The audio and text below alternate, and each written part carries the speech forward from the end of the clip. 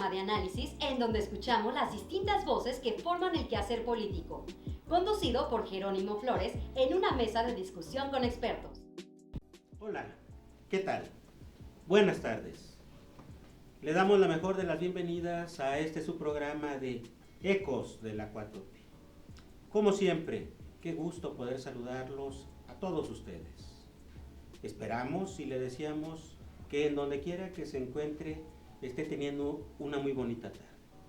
Hoy es jueves, día de Ecos de la 4T, y estamos transmitiendo desde la ciudad de Guadalajara, Jalisco.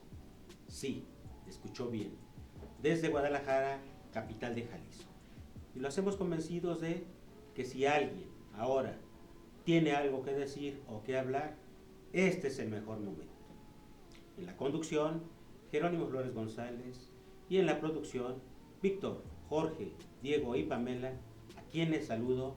Se los llevaremos a todos ustedes con el mejor de los gustos. Mire, lo invitamos a que se quede con nosotros. Todos los integrantes del equipo, por supuesto ya conocido por usted, le hemos preparado un muy buen programa. Y gracias, muchas gracias por brindarnos su atención y por apoyarnos.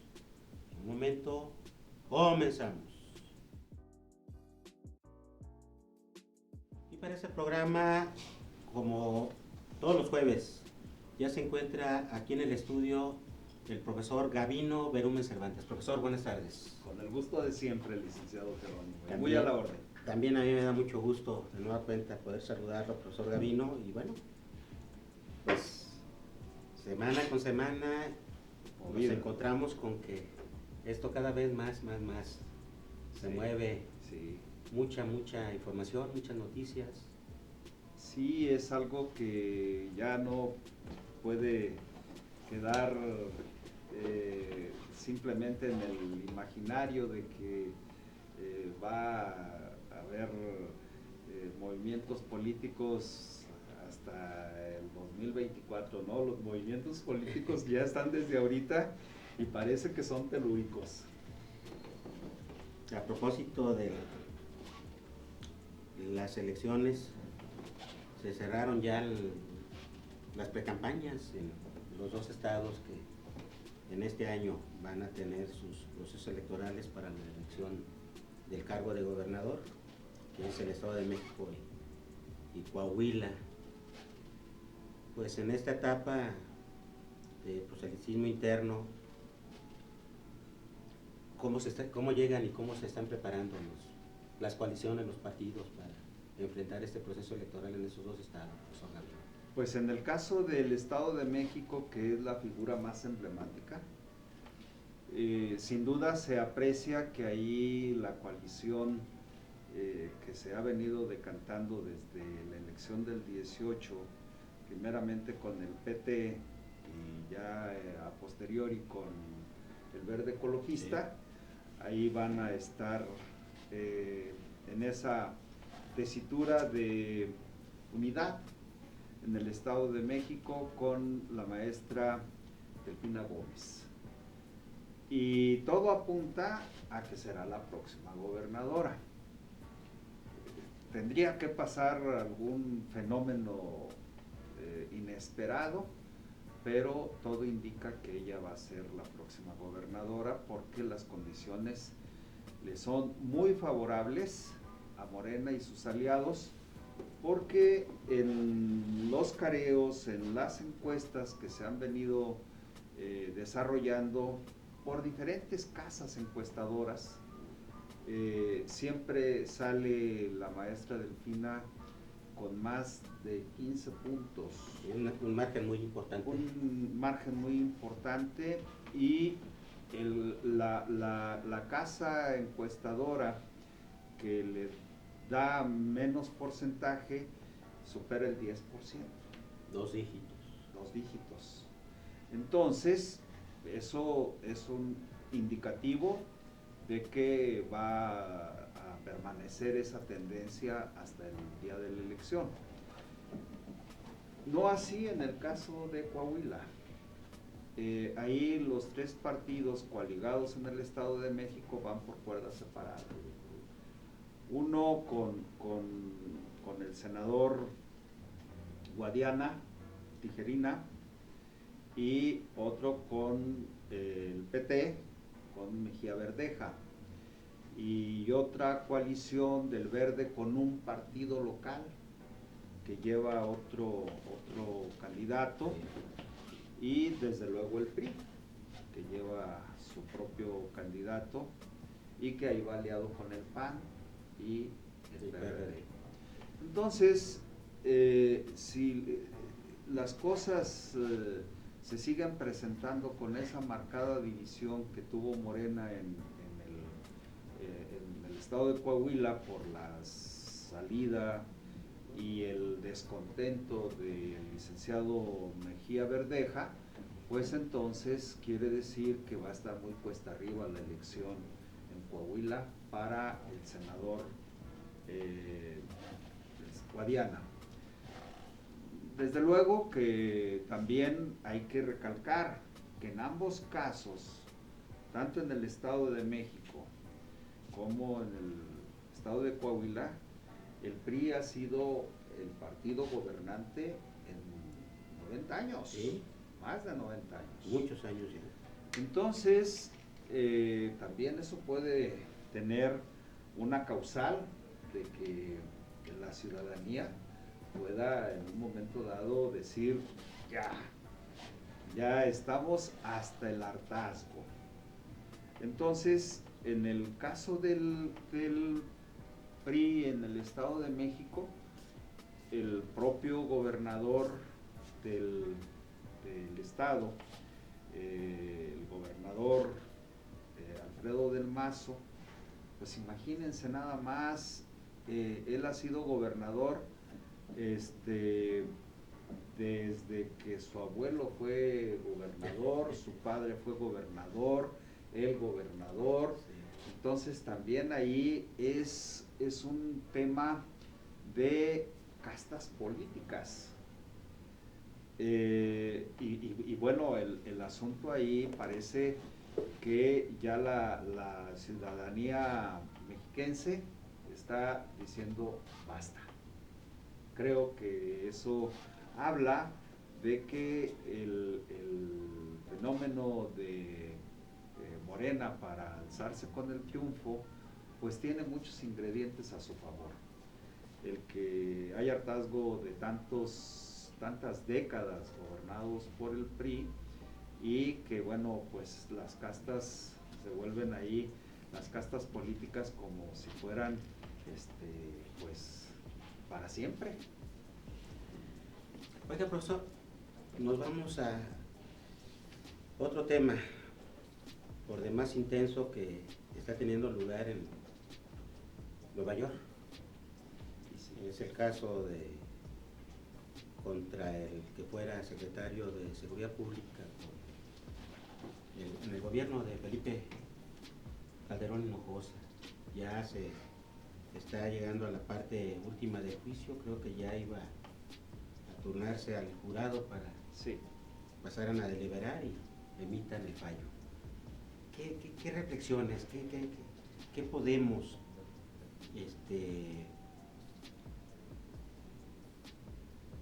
pues no sé si algo positivo o qué lecciones pues sacamos de esto que está sucediendo en esa corte en Estados Unidos? Bueno, por principio de cuentas, el sabor que a mí en lo personal, el sabor de boca que me deja, pues es que no se está cumpliendo con la expectativa que habían manifestado la Fiscalía en esa corte del este de Nueva York. ¿Cuál era esa expectativa? De que tenían miles de fojas, más de 1 millón de fojas que se habían integrado para demostrar la culpabilidad de este personaje, Genaro García Luna, que era la mano derecha de Calderón, aunque a él no le gusta que le digan que era su mano derecha, porque hay que decirlo, él es zurdo, Entonces, si es zurdo y siempre está pensando con su lóbulo izquierdo, entonces quiere decir que era su mano izquierda, ¿no? Con la que él firma.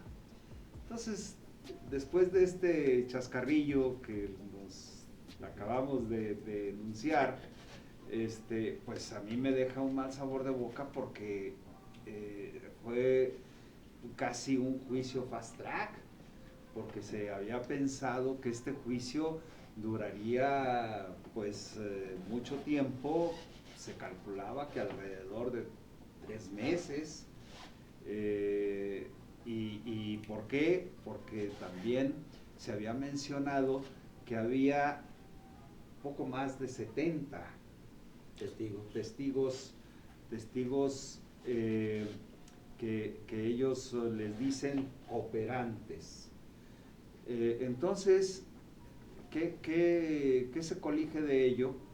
Que bueno, al juez Kogan le estaba urgiendo que ya terminara esto, y que deja entrever pues un mar de especulaciones de que probablemente los fiscales no tengan la suficiente capacidad como para mostrar la culpabilidad de este sujeto. Entonces, al no sentirse ellos con esa posibilidad de mostrar la culpabilidad, ¿qué va a hacer el jurado? Bueno, pues tendrá que ver con qué elementos de prueba se puede decir que este personaje es culpable. Yo digo que puede haber una rendija por ahí, porque este personaje mintió. Y entonces la mentira para las leyes estadounidenses es perjurio, y el perjurio es muy sancionado en los Estados Unidos. Esa puede ser una rendija. La otra es que él se declarara culpable, pero no fue así. La defensa más bien presentó como parte de las bondades de este personaje, que al parecer lo quieren hacer ver como una blanca paloma. La esposa dice que sus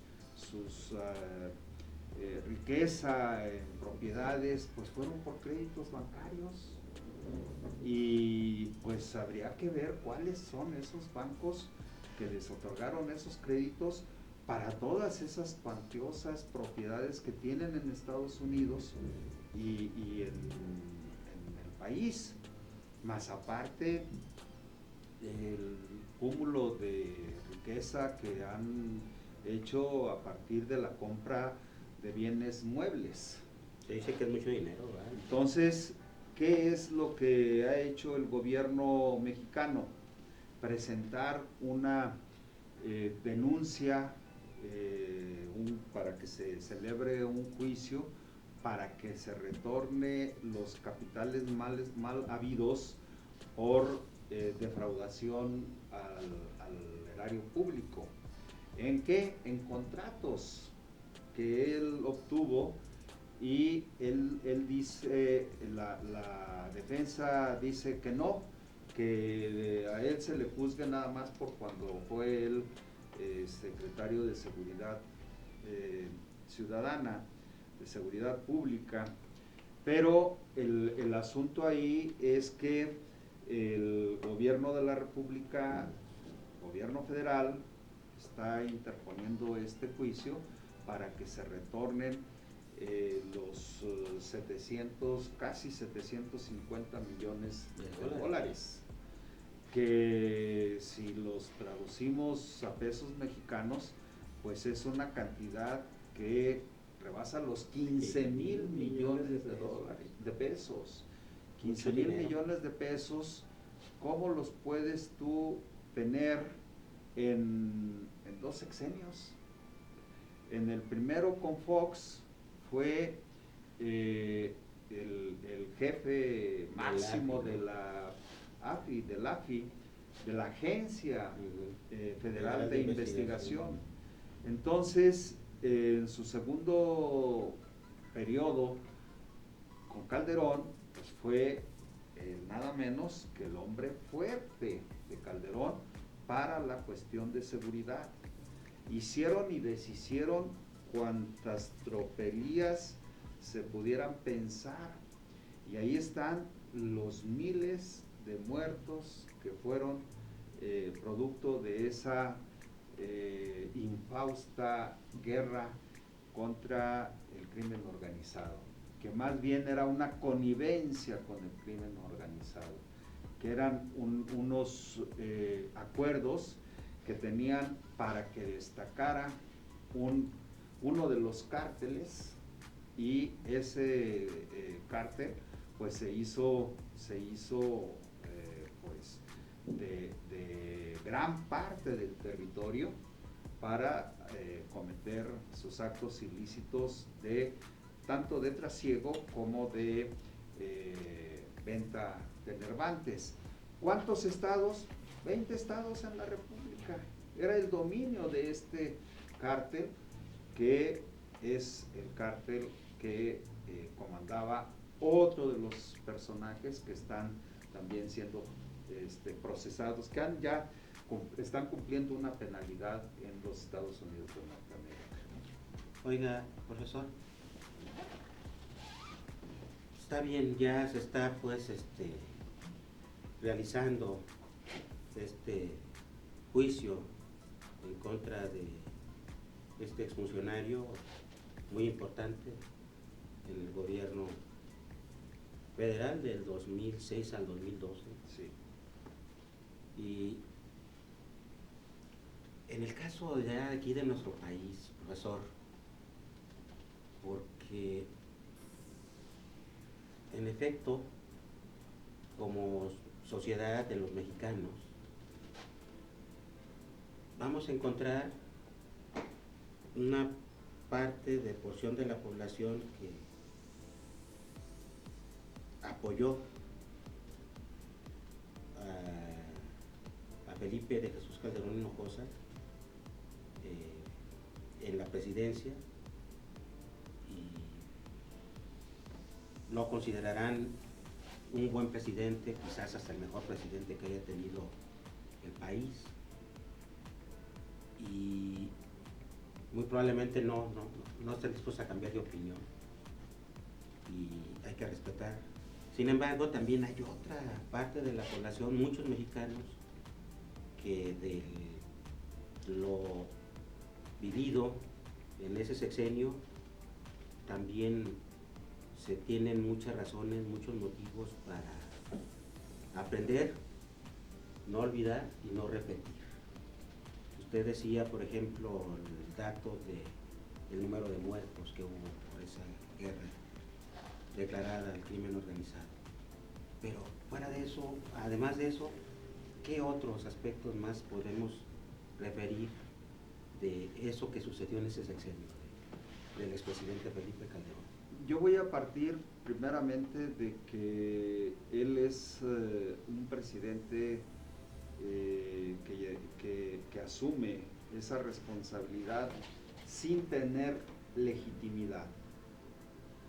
Una cosa es la legalidad que le dan a partir de que le imponen la banda presidencial, y otra cosa es la legitimidad. Él siempre estuvo ilegítimamente usurpando la presidencia. ¿Por qué? Porque en el 2006 todo el mundo se dio cuenta de el gran atraco electoral que sufrió Andrés Manuel López Obrador. Y ese gran atraco, ¿quiénes lo perpetraron?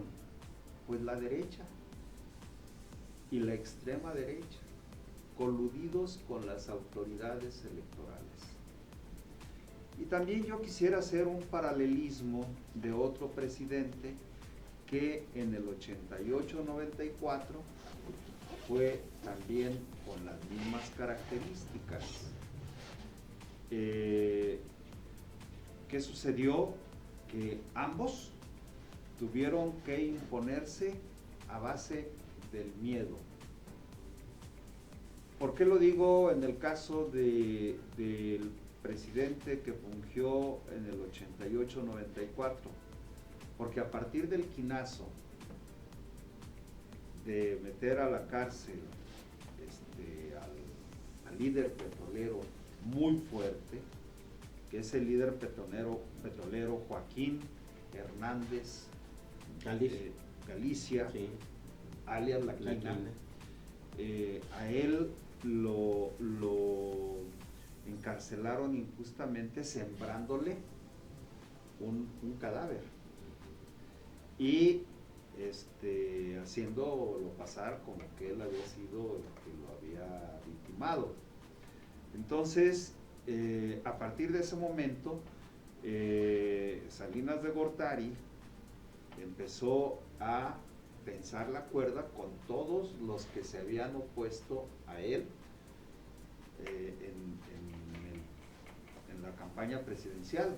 La Quina fue uno de ellos, porque La Quina tenía una identificación muy plena con el ingeniero Cuauhtémoc Cárdenas Solórzano y había hecho algunas expresiones de que él no iba a votar por una persona que estuviera manteniendo los recortes presupuestarios para tapar todos los hoyos que se habían dejado en el sexenio anterior. Entonces, el asunto ahí es que Felipe de Jesús Calderón Hinojosa, seguramente aleccionado también por el presidente que lo había antecedido en 2 décadas anteriores, pues entonces le dijo: tienes que alzarte con una manifestación de que tú eres un hombre fuerte. Y a partir de ese momento, también hay que decirlo, con la complicidad de los Estados Unidos de Norteamérica. ¿Para qué? Para que se estableciera aquel famoso el Plan Puebla-Panamá, en donde había un intercambio de armamento. Recordemos el Rápido y Furioso. Sí. Entonces, la venta de armas, ¿de dónde provenían? Pues de Estados Unidos. Entonces, esos son los que, a decir de muchos que están en contra del presidente Andrés Manuel López Obrador, fue un buen presidente porque puso esa mano dura. Pero, ¿a costa de qué?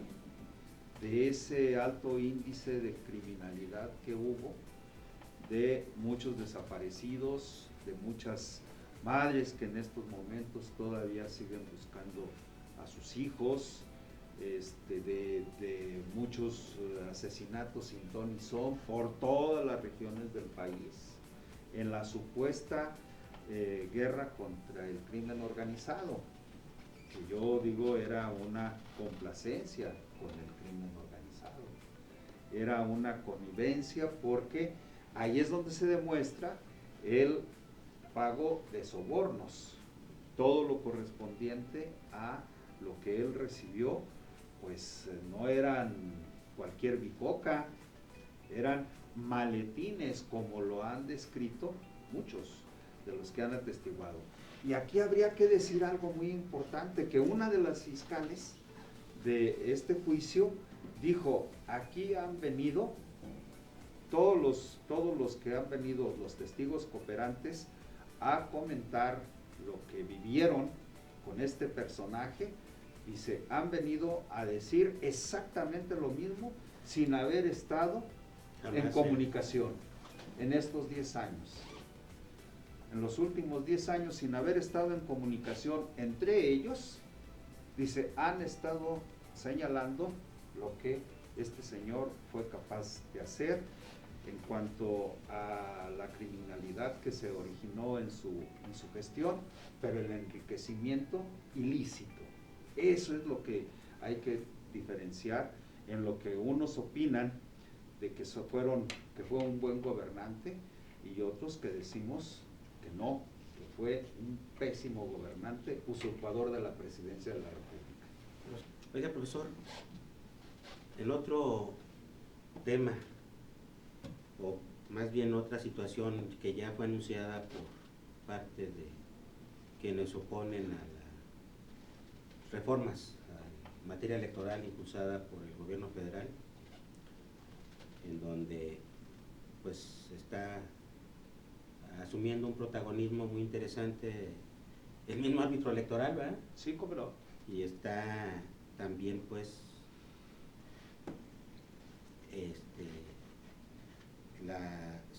cierta parte de la sociedad civil organizada anunciando pues que en defensa pues de la autoridad electoral, particularmente el INE no se toca. Pues también otra vez están convocando a una nueva marcha, si mal no recuerdo, para el próximo 26 de febrero, y creo ya también hicieron saber sus principales oradores, el exministro Cosío y la periodista Pajés. Sí. ¿Cómo ve de nueva cuenta esta situación? Bueno, va a ser una marcha muy semejante a la anterior, en donde el orador principal fue el ex presidente consejero José Woldenberg. ¿Qué va a suceder en esto de diferente? ¿Qué es lo que va a marcar la diferencia? La rabia. ¿Por qué la señora Beatriz Pajés Rebollar es rabiosamente anti-López Obradorista? Y no se diga, pues, el otro personaje, que verdaderamente van a ser quienes van a marcar la pauta, aun cuando el exministro Cosío mencionaba que él siempre había estado de acuerdo con el presidente López Obrador. Eso era en su discurso, más no los hechos. Pero seguramente que habremos de ver aflorar esa manifestación encontrada con las políticas públicas de la Cuarta Transformación. Entonces, la que va a marcar la nota, al tiempo lo veremos, va a ser la señora Beatriz Pajés. ¿Por qué? Porque ella sí, en todas sus expresiones que salen a relucir por que está en las redes sociales, pues siempre está expresando y vomitando cosas muy execrables de lo que es este proceso de transformación. Entonces, para mí ella es la que va a marcar la pauta, pero sin duda va a ser más de lo mismo. Van a hacer todo su esfuerzo los partidos coaligados en esa alianza perversa de Va por México, el PRD, lo que queda del PRD, el PRI y el PAN. Entonces, asumiéndose con un término que eufemísticamente es llamado la sociedad civil organizada. Pues, ¿cuál sociedad civil organizada si son los partidos políticos? Y respondiendo, hay que decirlo, a su jefe, Claudio X González. Ese es el que está titiriteando a los dirigentes del Partido Acción Nacional, a los dirigentes del PRI y a los dirigentes del PRD.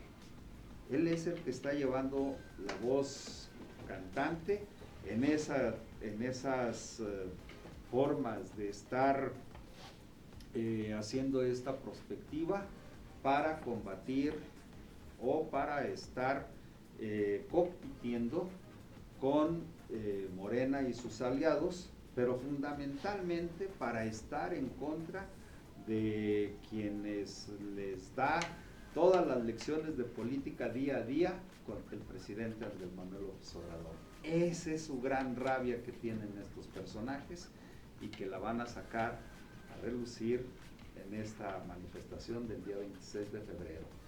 Pero ¿qué va a suceder? ¿Qué es lo que va a haber como contraposición a esa supuesta manifestación de la sociedad civil?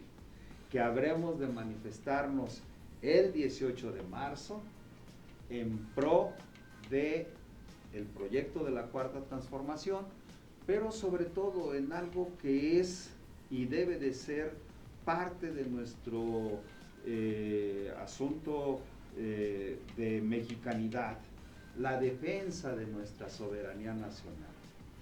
Hay que mostrar el músculo para decir que Pemex hoy más que nunca está teniendo una proyección en cuanto a su producción, en cuanto a su extracción, en cuanto a su proceso de refinación, de comercialización, pero sobre todo impulsando el proyecto más importante, que es la industria petroquímica, que se dejó en el pasado, que la dejaron caer precisamente para que la gente creyera que ya Pemex era inoperante, que Pemex había que venderse. Muy bien, maestro, pues vienen esta parte final de febrero, más movidita todavía. Todavía más movida. Estas dos situaciones, pues, no, y también el mes de marzo, pues, porque como usted lo comenta ahorita, en el mes de marzo 18 se llevaría la reunión con motivo de los festejos de la expropiación petrolera, Sí, convocada por el presidente del país. sin duda, a defender la soberanía nacional.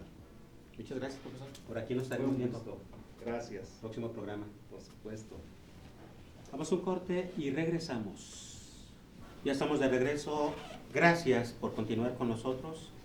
Y ya se encuentra para su participación semanal, como todos los jueves, el maestro Antonio de Jesús Mendoza Mejía. Un placer, Maestro, maestro buenas Jerónimo. tardes. Y con la gran escucha de nuestro amigo Gabino Berlín.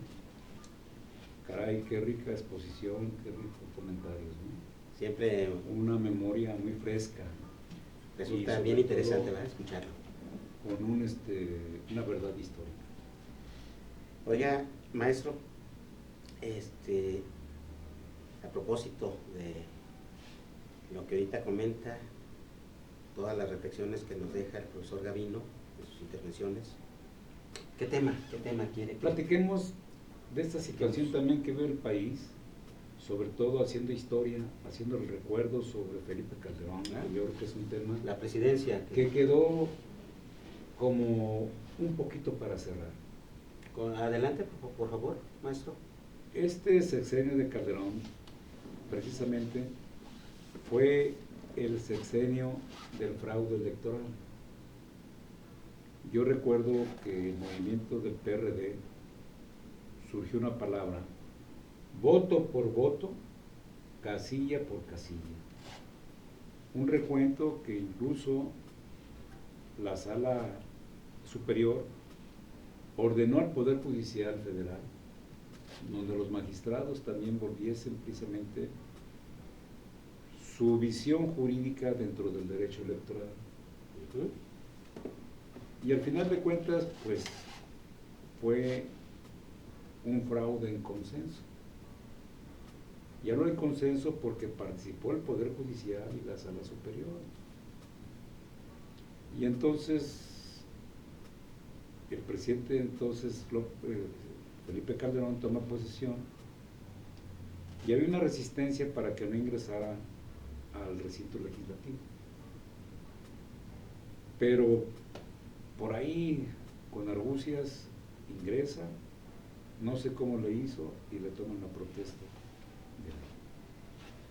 Pero estaba también todo bien diseñado para que no se presentara la protesta correspondiente.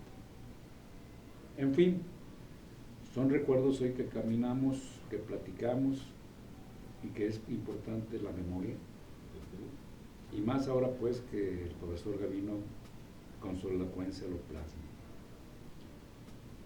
Felipe Calderón precisamente entra y viene una situación de legitimidad. Una situación de legitimidad precisamente que no se la había ganado. Había ganado legalmente, pero no legítimamente. Legalmente conforme a la ley electoral. Suma de votos se da, lleva precisamente la delantera, pero legítimamente no era aceptado. Tan no era aceptado que yo recuerdo que el centro histórico de la Ciudad de México fue tomado por el movimiento de resistencia a través del PRD. Y recuerdo que el actual presidente entonces se encubrió de gloria y se nombró presidente legítimo. Sí, Fue Andrés Manuel López Obrador, sí. Se encubre de gloria y se vuelve presidente legítimo. Hay una resistencia en el centro de la ciudad, donde incluso también el PRD Jalisco participó. En ese tiempo precisamente yo era parte de ese movimiento perredista. Y me tocó ir a la Ciudad de México también a caminar y a dormir y a protestar. Pero había oídos sordos. Total, se levanta el movimiento y viene precisamente la oportunidad de gobernar. Y al final de cuentas quiso gobernar respaldado por el ejército mexicano. De ahí le sale ese sobrenombre de comandante Borolas. Qué caray. Usted lo puede documentar en la revista Proceso. Fue una fotografía muy significativa donde él va precisamente con, no recuerdo cómo se llama, la cachucha que usan los militares, y va también con su chamarra. No se llama chamarra, tiene un nombre específico, no lo recuerdo. Pero sí le queda. Sí, puede ser, y era muy guango, Sí. y luego desabrochado. Cuando usted sabe que los militares, por disciplina, las botas deben de hacerse de su número, y la ropa de su talla, y la gorra de su medida, de su cabeza. No es de que grande ni chica, grande, porque también va en función a su presentación, a su elegancia, a su honorabilidad. Y eso lo recuerdo, que trató de legitimarse también con las Fuerzas Armadas. Y en esas Fuerzas Armadas que él trata de legitimarse precisamente, viene la declaración de guerra contra el narcotráfico. Y fue un debate, sobre todo en las escuelas de Derecho. En la Escuela de Derecho de la Universidad de Guadalajara, entonces era División de Estudios Jurídicos, es División de Estudios Jurídicos, como en la Escuela de la Facultad de Derecho de la UNAM y todas las facultades, y en los foros correspondientes que decía y se criticaba su postura sobre la guerra precisamente en contra del narcotráfico. Y entonces los debates constitucionales decían, para que exista una guerra, debe de declarar el estado de excepción, y lo fundaban en el artículo 29 constitucional. Sí, maestro. Y ese estado de excepción, conforme al procedimiento, pues el propio Congreso tenía que desaparecer, disminuir las propias garantías, entonces garantías individuales. Sí. Era una guerra de declaratoria, pero sin guerra. Era una guerra solamente con ese sustantivo, pero no sin un fundamento legal. Y el ejército comenzó a patrullar las calles. ¿Qué trajo como consecuencia esto? Y usted lo recuerda. Violaciones a los derechos humanos. Se dan las violaciones a los derechos humanos, incluso desaparecidos. Lo que llamamos precisamente en términos humanos desaparición forzada. ahí comienza ese problema tan grande que estamos viviendo a nivel nacional, la desaparición forzada. Y es una lastre esa desaparición forzada que sigue siendo parte de un fenómeno criminológico donde no tenemos precisamente compostura. Pero son temas que se abordan porque en la actualidad todavía existen y no los hemos podido erradicar porque nacen con un antecedente histórico de carácter de sociología criminal, pero que también son parte precisamente de ese fenómeno que estamos viviendo y que dentro de ese fenómeno de carácter criminal comienzan precisamente a incrementarse las mafias criminales, sobre todo las organizaciones de narcotráfico en Sinaloa, por ejemplo. Fue el periodo tan triste, por ejemplo, que se da también con los migrantes en las fronteras, y un problema muy, si no me falla la memoria, se da también lo que se conoció como las muertas de Juárez, violaciones a los derechos humanos. Es cuando se comienza a despertar la conciencia sobre este fenómeno que ha perjudicado también a la sociedad, como la trata de blancas. Y al final de cuentas no hubo solución sobre las muertas de Juárez. Yo recuerdo que en ese momento la revista, sobre todo en ese tiempo proceso, y doy fuente porque yo la leí en ese momento. De aquel proceso. De aquel proceso crítico. Y entonces era una tortura que cuando uno leía se le estremecía a uno el ser. Sí. Por la manera de torturar Sí. a las mujeres. Fuerte. Fuerte, muy fuerte, porque incluso llegaban a cuestiones de vejaciones humanas, donde metían la pistola por la vagina de la mujer y le disparaban. Terrible, ¿no? Sí. Terrible. Sí. Situaciones que pues vienen a la memoria, sobre todo en ese enfrentamiento, donde la cloaca se destapa y entonces florecen situaciones terribles en la sociedad que al final de cuentas pues tuviesen que hacerse acciones, sobre todo en la justicia penal, pero también a nivel nacional en el Secretariado de Seguridad Pública y Seguridad Nacional. ¿Por qué? Porque entonces ya comienzan a darse elementos de capacitación a los policías municipales, estatales y federales. Pero hasta ahí quedó. Y sí fue un gobierno muy complicado. Oiga, maestro, pareciera ser con lo que usted ahorita también abona este aspecto histórico particular del sexenio de Felipe Calderón Hinojosa, de dos realidades, dos Méxicos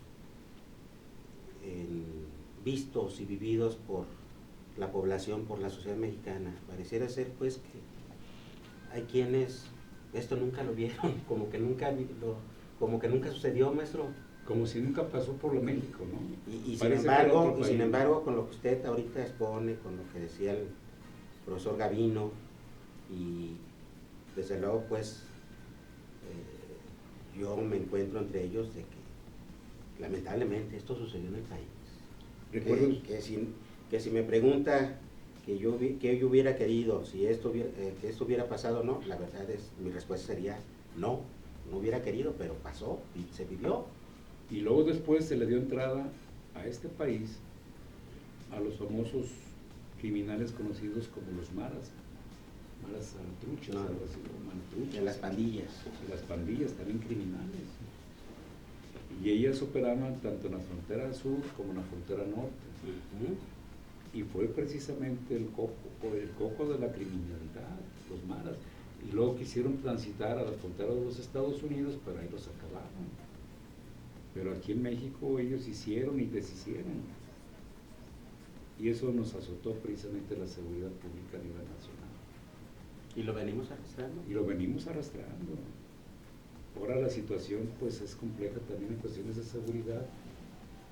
Claro que un país llega con múltiples problemas, pero también no se resuelve en 2 o 3 días. Y además hay precisamente una gobernabilidad con respecto hacia los derechos humanos actualmente.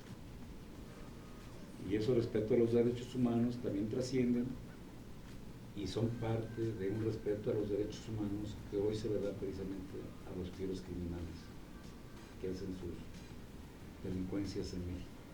Y está costando entender eso. Está costando trabajo entenderlo. Exacto, Pues. está Hay costando. quienes se resisten a que quisieran pues que siguieran siendo las cosas quizás como antes o a lo mejor hasta más fuertes. Ojalá no. Ojalá tengamos esa luz de esperanza. Y esa luz de esperanza que precisamente necesitamos en aspectos de seguridad. Y la seguridad no solamente es con dinero y armas. La seguridad es en educación. Y yo creo que eso es bueno para todos, para la sociedad en general, es bueno. Claro, claro. Para el progreso, para el desarrollo. Y recordemos que en este gobierno de Felipe, precisamente, hoy el indiciado, porque es un indiciado para nuestro sistema penal, Genaro García Luna, pues ahí comienza a fortalecerse. Caray, bueno. En ese sexenio. Maestro, pues con esto como botón de muestra, pues para recordar esos momentos que vivió el país y que a nosotros asistimos, pues lo presenciamos. Aquí estamos, Exacto, maestro, usted, estoy yo, exacto. en nuestras trincheras como académicos, como profesionales del derecho, como parte del pueblo, de la sociedad, como se le llama. Claro. Pero lo vivimos, maestro. Eso está documentado, ¿no? Sí. No es una cuestión que pasa desapercibida, pero también es importante recordar esta historia, porque si no damos cuenta de la historia que vivió el país, creemos que México se construyó a partir de hace 3 años o 4 años. México tiene una historia, Claro. y su nacimiento precisamente como república se da con el primer instrumento constitucional 1824, y actualmente este país desde 1824 hasta la fecha tiene memoria. Maestro, pues muchas gracias por su participación, como todos los jueves. Lo esperamos para el próximo Sí, programa. con mucho gusto, y gracias por el cafecito. Vamos a un corte y regresamos.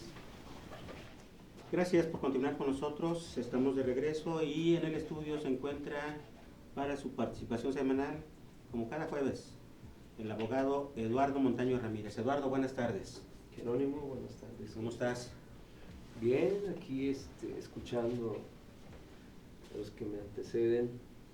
Profesor Gavino, el maestro Mendoza. Sí, muy interesante eso de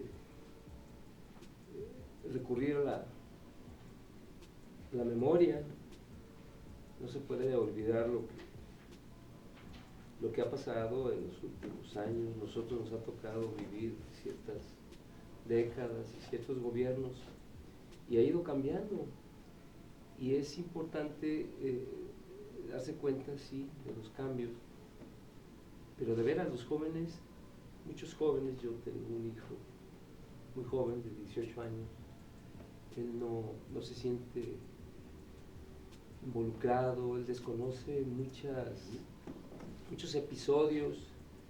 Tengo hijas de 20 y tantos años que también toman distancia de ciertos fenómenos, de ciertos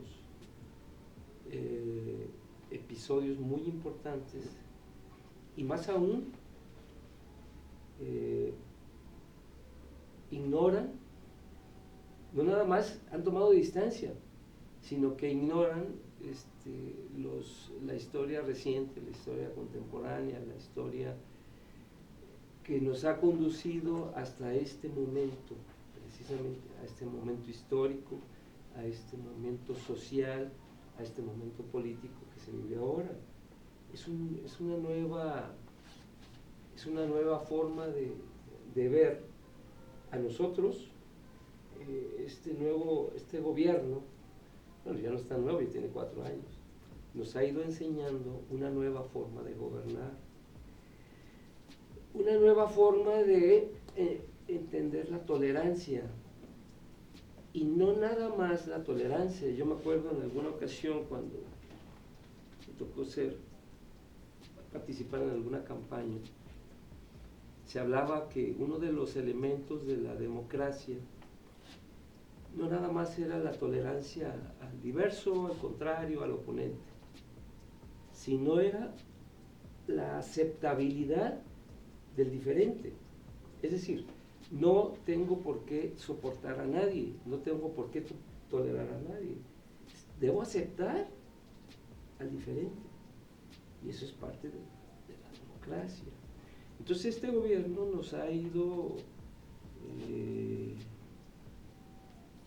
pues con mucha oposición, con muchos cuestionamientos, con muchas críticas, haciendo ver que hay que respetar al oponente,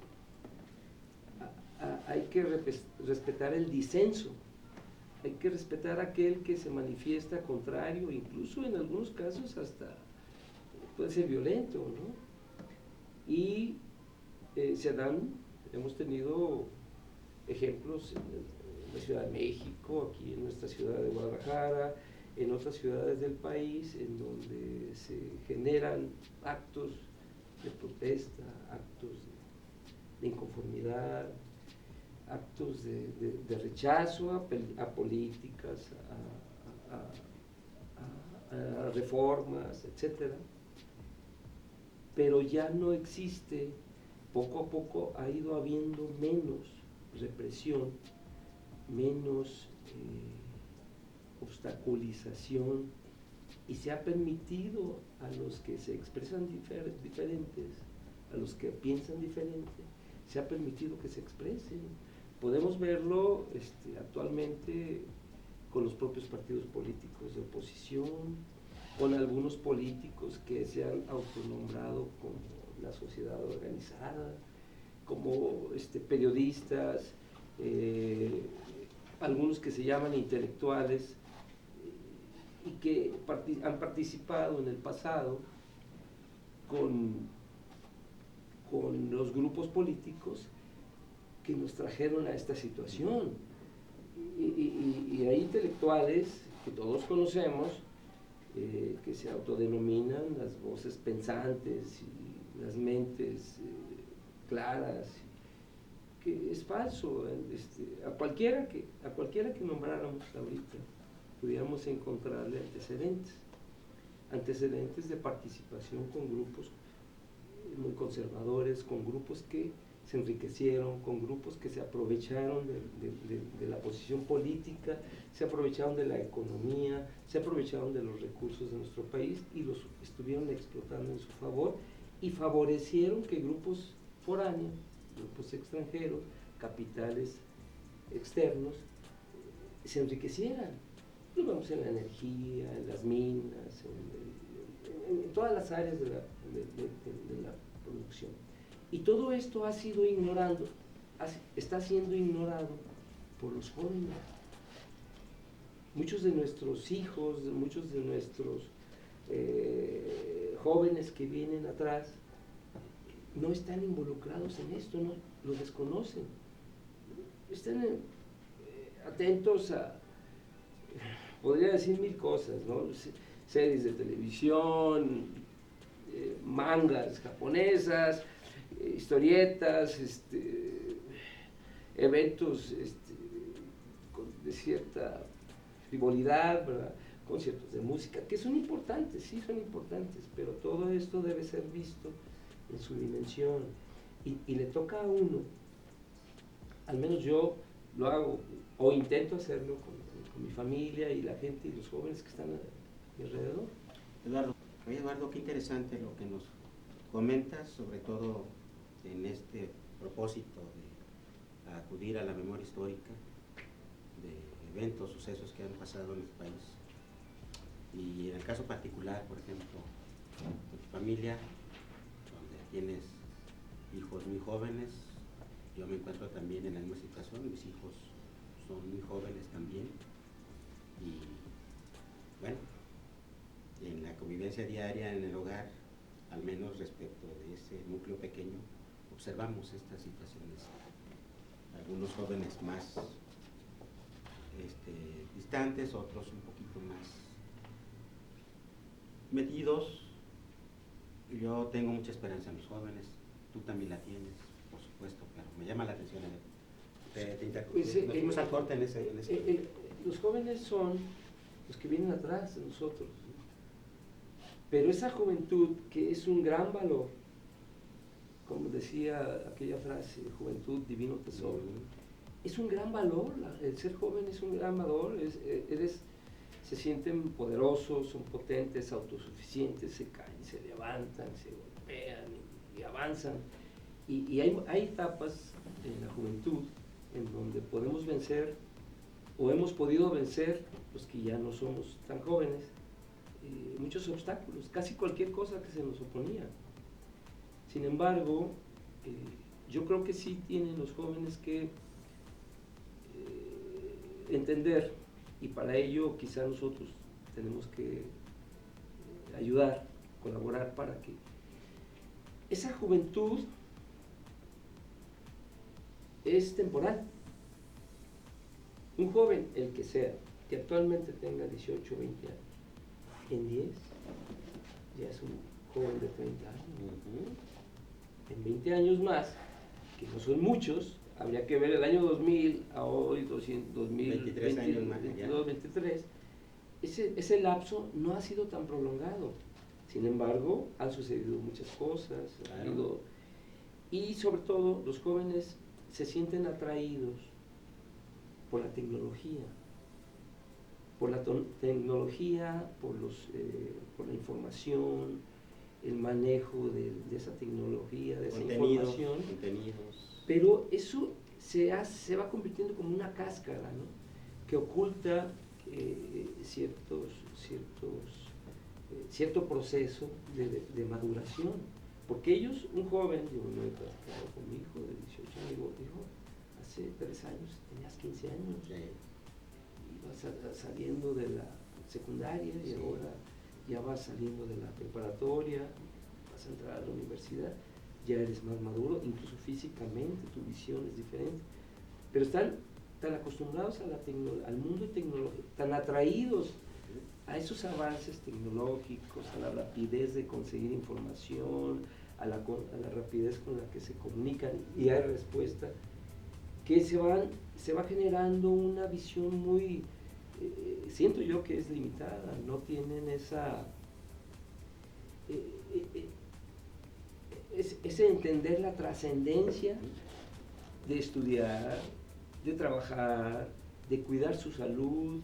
Son atraídos muy fácilmente a cuestiones como la droga, a cuestiones de vivir de otra manera, que va trastocando los valores tradicionales. Originalmente a nosotros nos tocó pues crecer en una familia, que llega a cierto momento, echabas novio y probablemente hasta te casabas y ya te preparabas para tener hijos, para tener familia. Ahora yo veo, porque son muchos los ejemplos de gente que me rodea, de gente joven con la que convivo, como pues la forma de vida, la forma de familia está empezando a transformarse. Se dice que aquí en México se tienen como 21 formas nuevas de familia, pero la UNESCO tiene 40 y tantas formas de familia. Entonces ha cambiado incluso la forma de hacer familia. Y los jóvenes empiezan a hacer nuevas formas de familia. Pero muchas veces eso probablemente está convirtiéndose en algo más pasajero, más breve, que hace que el joven tenga que cambiar rápidamente, o cambia de pareja, o cambia de formas de vida, pero van dejando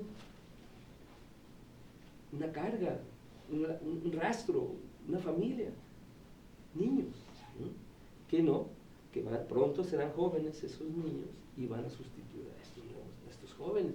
Entonces es una transformación muy rápida la que se está viviendo, pero eso hace ver que es necesario no detenerse, pero sí considerar, sí generar una conciencia en los jóvenes, sí provocar que recuerden la historia inmediata, la historia contemporánea, cómo es que se ha llegado en la vida política, cómo se ha llegado en la vida económica, en la cuestión tecnológica, cómo se ha llegado a este momento.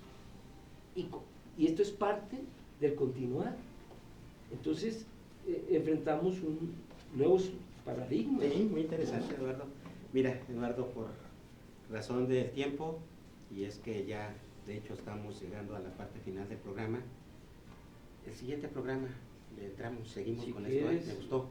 Le damos. Veníamos con otro tema, pero lo tomamos. Le seguimos dando. Tomamos, claro que sí. Por el momento te invito, por favor, a que te quedes con nosotros, porque vamos a ir al otro lado del estudio, el que más le gusta a nuestro caricaturista.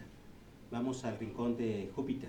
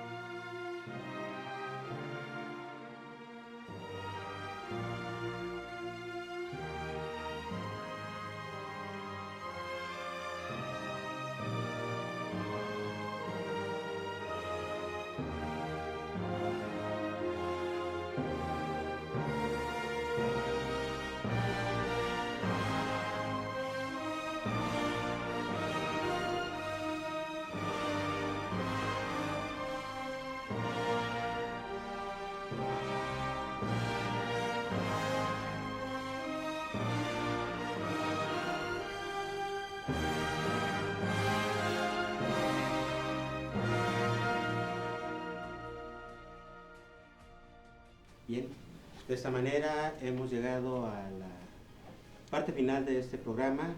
Eduardo, muchas gracias. Gracias. Miramos el siguiente programa. Claro que sí. Y les recordamos que Ecos de la 4T se transmite desde Guadalajara, Jalisco.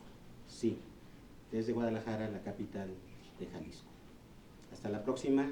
Gracias.